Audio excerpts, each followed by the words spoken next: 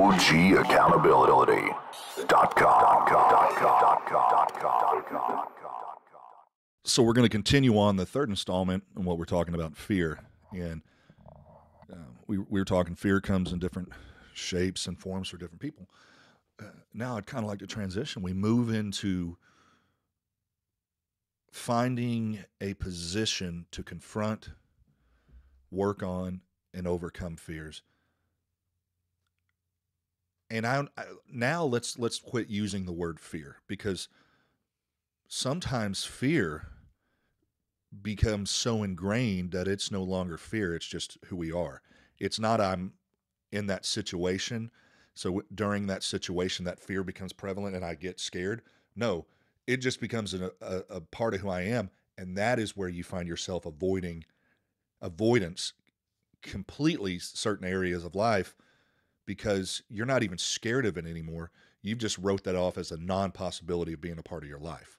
Well, I think you're right about a lot of people being in that state, but I don't think they even realize that they're in that state. I think they think that their life is normal. It's a reality. It becomes a reality. And now there's going to be certain things in your life.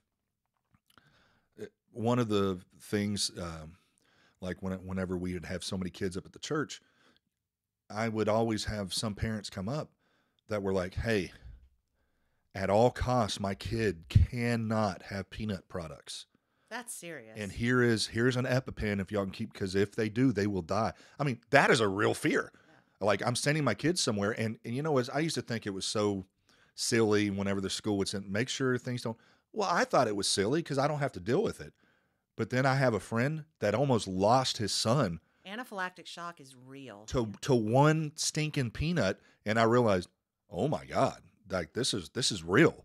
And so there's going to be certain areas that you're always going to be aware of, and that would be one of them. But you know, there's certain things. It's like, you know, people. I'm scared of crowds. That's a real fear with people. Like scared of water. That's a real scared of heights.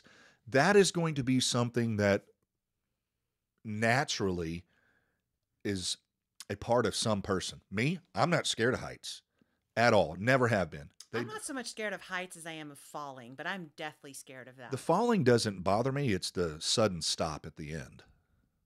Oh, like the splat on the pavement? Yes. That's the part that hurts. But imagine all the terror and horror as you're plummeting down towards I can't even. Just one last free fall. So I've been skydiving 4 times. I've bungee jumped.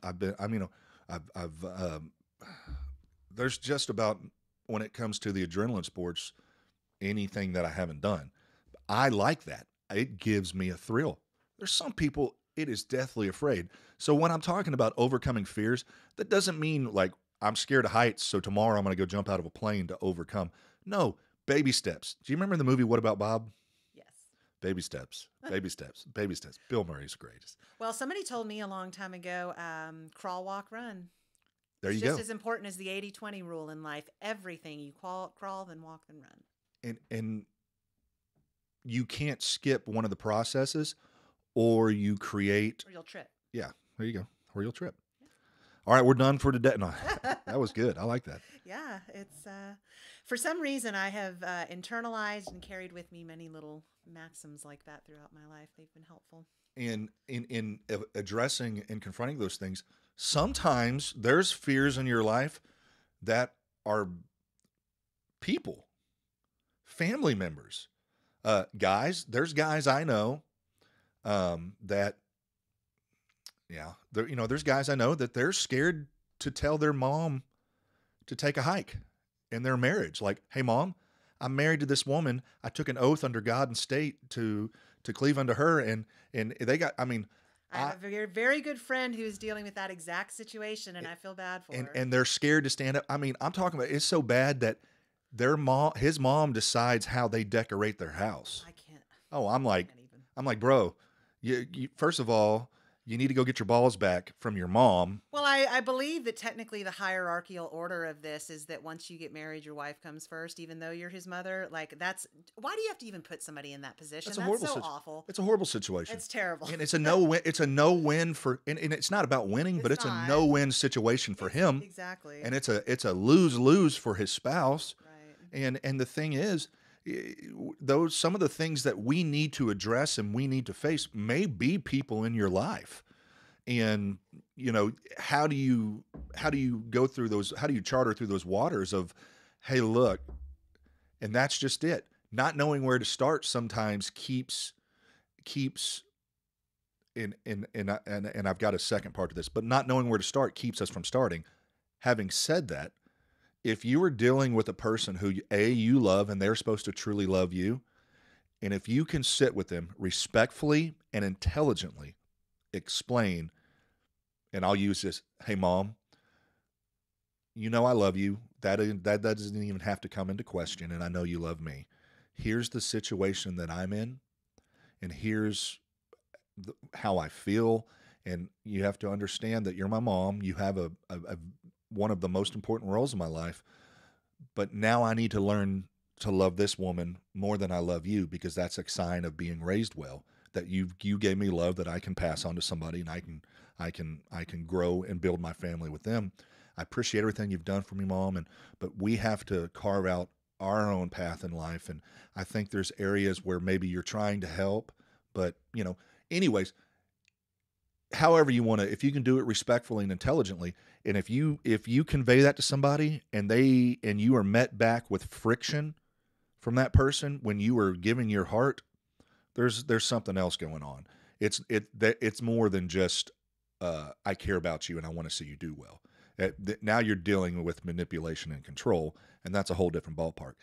Whether it's friend, family member, if you can share your heart and this is why, and it's hit back with friction immediately, you probably need to step back from the situation and realize this may be a relationship in some areas I need to sever. And guess what? There may be some time with family. You do need to have a severed relationship to allow things to heal and allow a point to be, brought across if it's moved into your relationship.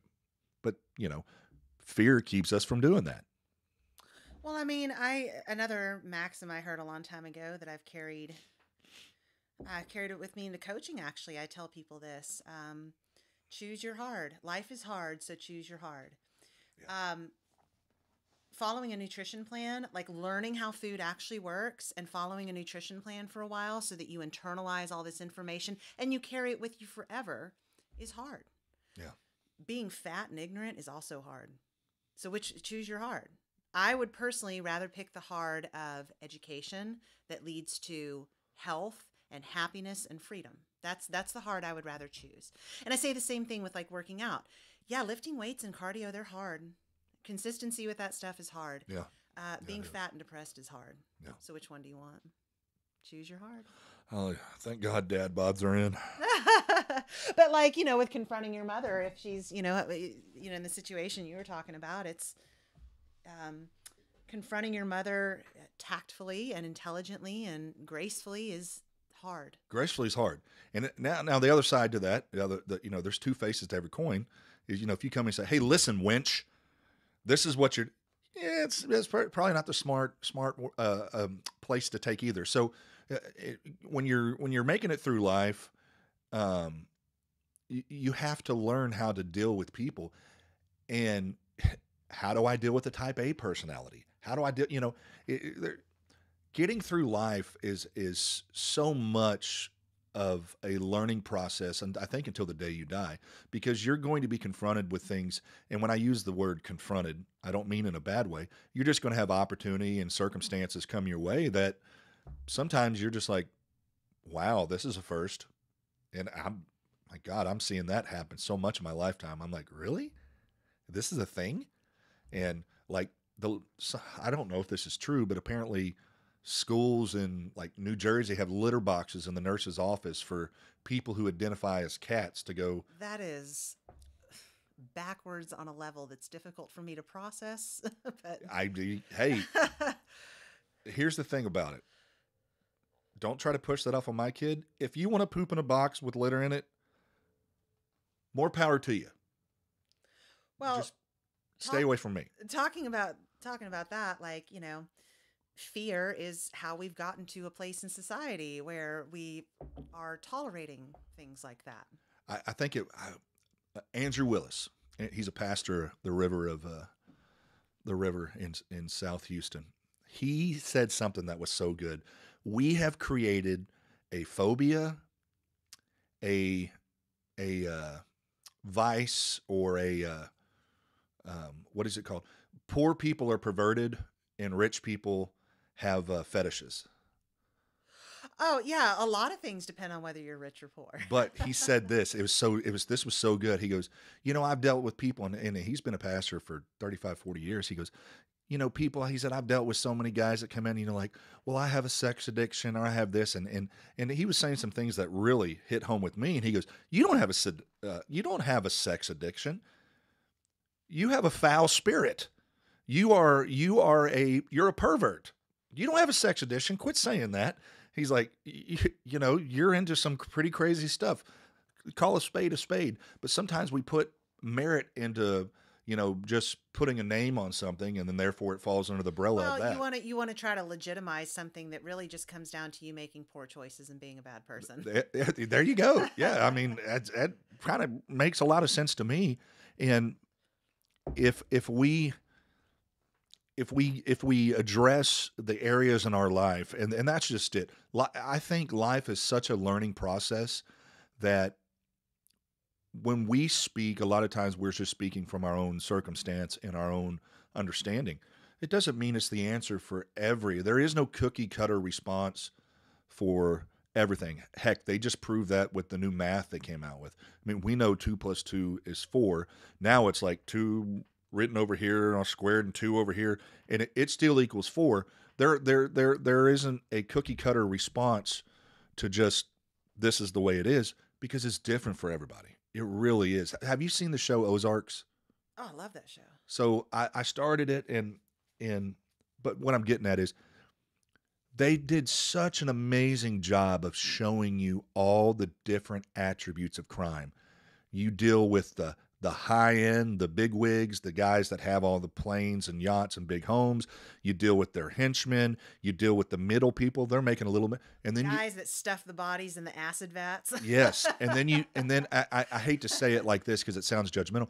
And then you kind of you get to see the lives of the crumb bums that doing the low end dirty work. You get to see all walks of life from the high to the low, and I know the show's, fiction, but if you take those people and realize some of those people are operating out of circumstance.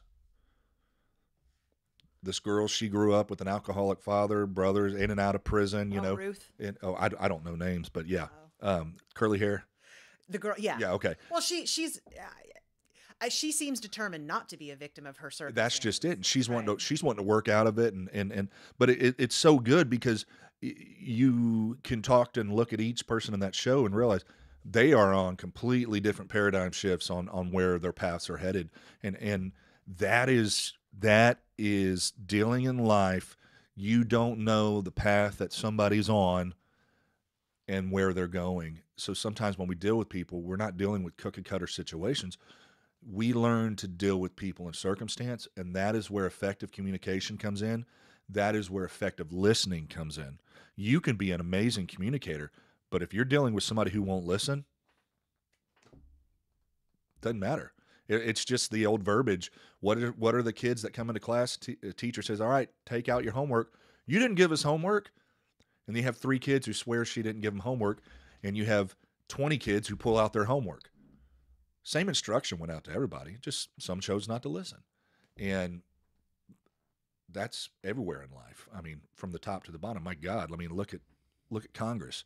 They didn't listen to a dang thing that the stuff they ran on, the platforms they ran on. Oh, don't get me started on Congress. Yeah. So talking about fear today, it's not even a fear. It's a ingrained DNA It's ingrained in our DNA to want to survive. The survival of the fittest. Well, your survival response is like that's your most strong that's your most strong knee jerk reaction is. It's like that. You remember the movie 127 Hours? True story about the boulder that fell on that guy's arm, and he was Oh trapped. yeah, yeah, yeah. Yeah, Self-preservation is what I mean. and you look at his survival. That was out of at first fear.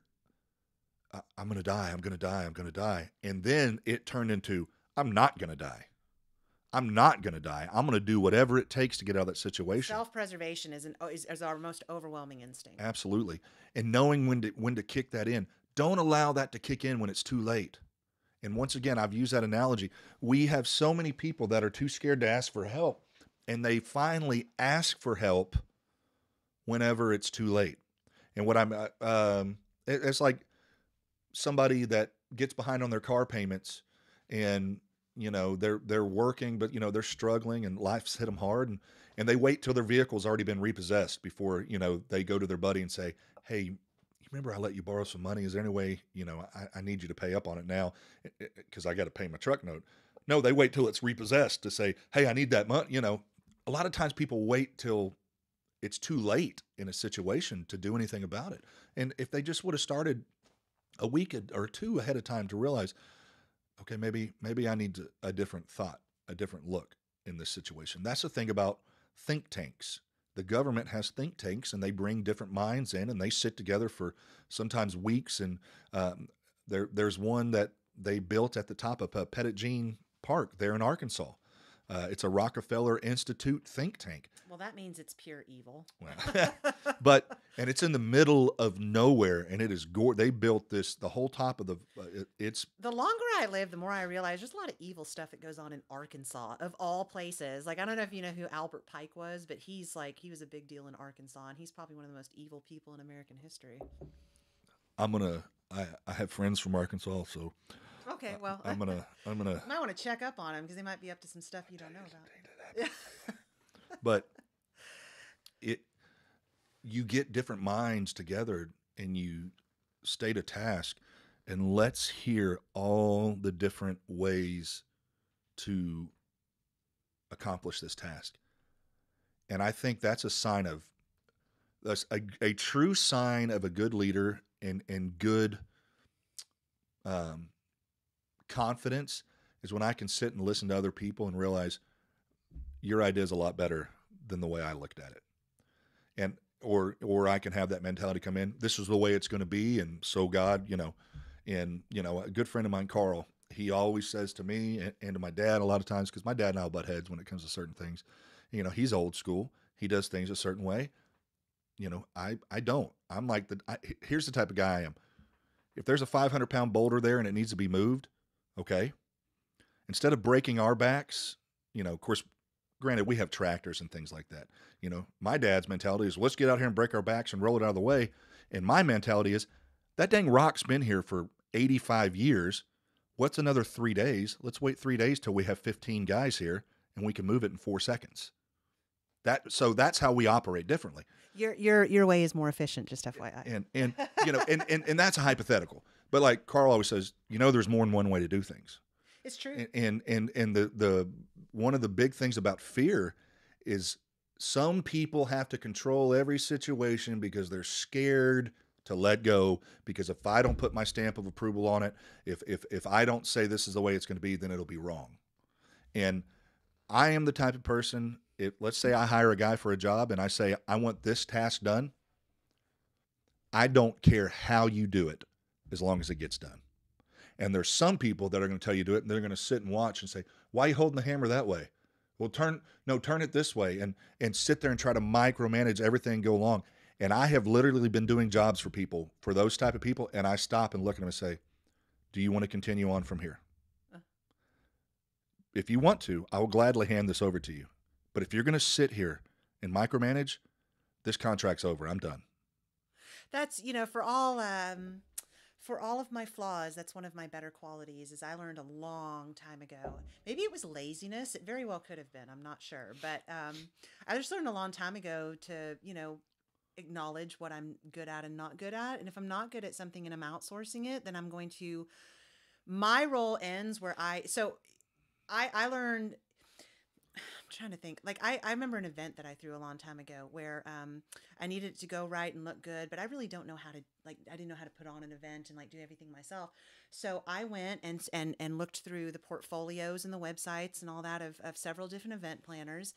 And when I, made my decision and hired somebody, I was very specific about what I wanted, and I let go and let them be good at their job. And if I needed to answer a question, I'll answer the question, I'll give you my input, but I don't want to be in charge.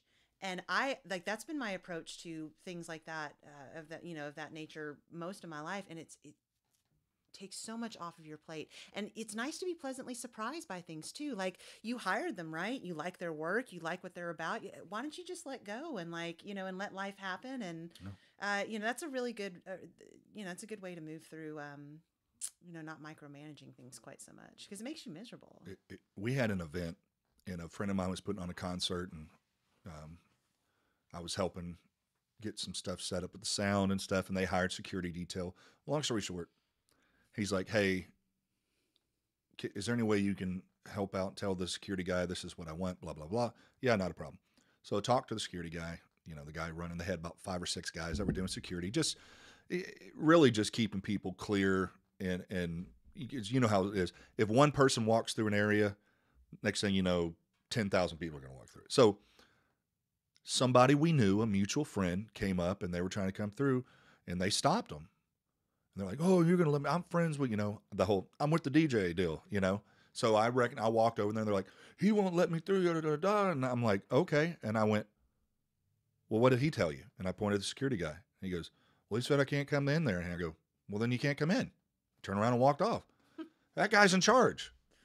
Just because you know me, But what I'm getting at is put the responsibility on them. And I didn't look, I could look at the guy and say, "Well, he's with me." And what I did is if I would have, I completely devalued the importance that he's trying to hold.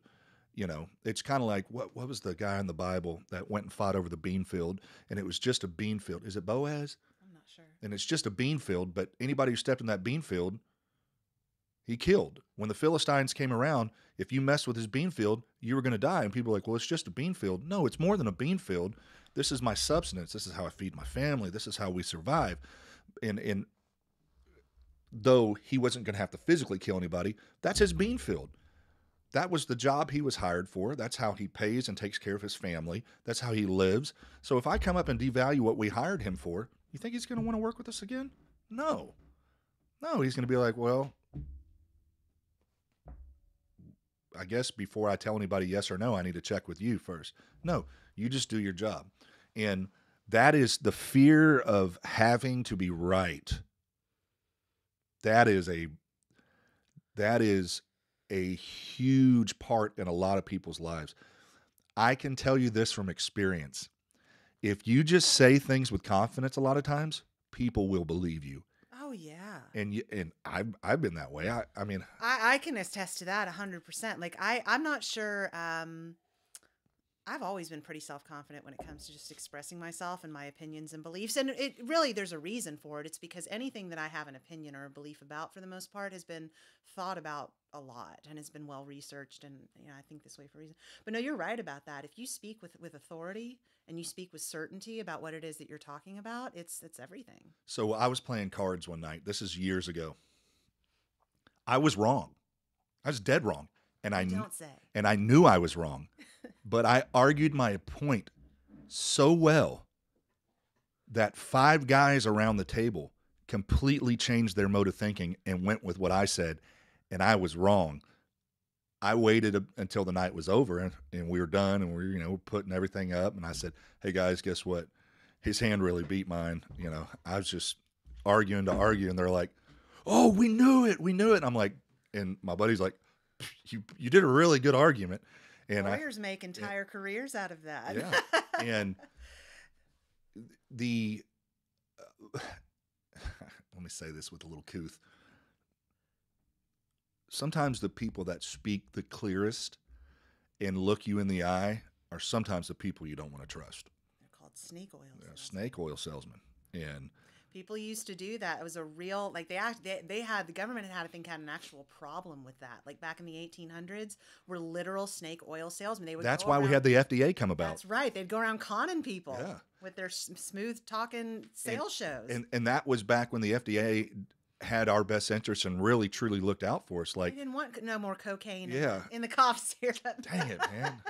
If I only grew up in a different era. Oh my, have you seen some of the bottles of like medicine that was from back then? I bet you did feel better. This has chloroform and cocaine Yeah. and codeine and all sorts of stuff. Meth and heroin was given for a while to I think to workers and even to our soldiers. Well, there is a form of speed that to this day is still, and I'm not saying anything, you can look this up. They still give our Air Force fighter pilots powerful stimulants they call go-go pills. And before, not always, but majority of the time before they get behind the cockpit, they take their go-go pills, and it's freaking crack, and it's not literally, but it heightens everything. It's like Adderall times 1,000. And about 5 years ago, we had some guys that they were trying to try for war crimes for friendly fire in a situation and end up killing some people they weren't supposed to. And they got off because the guys finally came out and said, well, we're freaking high on our go-go pills. I didn't know they gave those to our troops, but Hitler was notorious for that, for giving the troops back. You can look it up. Look up go-go pills. Oh, wow. And yeah, Hitler was addicted to meth and gave it to his troops. Yeah. And when you talk about fear, that is the ultimate form of fear, is communism to unlearn people. That scares the hell out of me, that people will not take the time. They'll just listen to what they hear, and they just fall right in line with it instead of saying, you know what, before I back this, maybe I need to do a little more research on it. And I don't mean Google it. Don't just Google. I can find an answer to validate any. I can say orangutans have the best calligraphy writing in the whole world. And if I Google that, I can probably find something that will vindicate what I'm saying. You can get confirmation bias for anything. Anything. And if you can't, just go to Wikipedia and create it yourself. I really think that's the scariest thing about communism is its ability to fool people endlessly. If they're not educated about the history of what it is, it can endlessly fool people. It's fooling people. It killed 100 million people in 1 century, and there's still people today in educated Western countries who think it's a good idea. That's unbelievable. It's really scary. Being unlearned is not an excuse anymore because we live in the information super age. Yeah. I mean, information, and my dad has told us since we were kids, whoever controls your information controls you. And we saw that so much with the jab, look at, and I don't want to get into the political arena of things. I don't want to, but just look at what came about. We were being told stuff, and this is what's unbelievable. Yeah, let me get a little political. You get that jackass Fossey. That guy should be in prison. Okay. Fauci? Well, I call him Fossey. Fossey? Anyways, I'd like to call him a lot worse. He literally got on TV, not telling people, I never asked to have things shut. And I never asked to have things shut down. I never asked. We have you on camera. We have you on video. But see, that's just the degree of sickness is people say, well, he never said to shut things down. Well, all of that stuff too, like the ability of some of these, leaders, like that's not just him, and it's not specific to one political party either. There's a lot of leaders all over the world that do this. They yank people around with fear. COVID, we all just lived through that, so everybody can think back, and hindsight's 2020. That's how they got the entire world to shut down, to stay away from their friends, to scream at their family members, to support people being taken to. They did a poll, and it was scary how many people thought that if you didn't take the jab, your children should be taken away from you. You should be put into a camp. You shouldn't be able to work. You know why people said awful and believed awful things like that? Because they were told. Fear. Our president stood up and looked at the camera. He didn't know what he was doing. He was just reading. But he said, our patience is wearing thin because of the unvaccinated. Well, it was like a severe winter of illness and death. So here we Time are. to use fear. So here we are now. Was your patience wearing thin that now the World Health Organization, these people are coming out saying, well, it wasn't as big of a deal. We didn't have to really. And I understand. Here's the thing, being unlearned, we hadn't had anything happen like this in our lifetime. So I understand. Let's step back. That was like when people gave Trump a hard time. Well, he said it wouldn't do worse in cold weather and yada, yada, yada. They were spitting out so many theories because, well, it's new. But before you start putting something into your body that you have no clue what it is, let's learn about it first. Well, agreed. And people who are not as easily subjugated by fear and authority did think that way. I thought that way from square one. I'm like, people are actually buying this. Like, this is, I've never fallen for it. I know lots of people that haven't, but a lot of people do, because again, like, until you are able to take a step back and see what's going on, you do get wrapped up in that stuff. But fear is how that entire thing was orchestrated. There's invisible stuff in the air that's going to kill you, and all the, and just fear propaganda. Fear. So as we wrap up, if you're dealing with something, you got something going on, get some help. Go talk to somebody. Go talk to a psychiatrist. Go talk to a friend you can trust. But don't get crippled. Don't lock yourself away and think isolation's going to fix it, because it's not. It just makes that fear more of a reality. Well, and just remember to choose your hard in life. Life is hard. It is hard for everybody. It doesn't. Anyway, you just make peace with that, because life is hard. So choose your hard, but you can choose your hard, and you can choose the hard that makes your life happier in the long run. It's delayed gratification, like what we were sitting down talking about last time. Yeah. So, you can mitigate your personal levels of fear. It just requires discipline and action. Absolutely. Thank you all so much for joining us.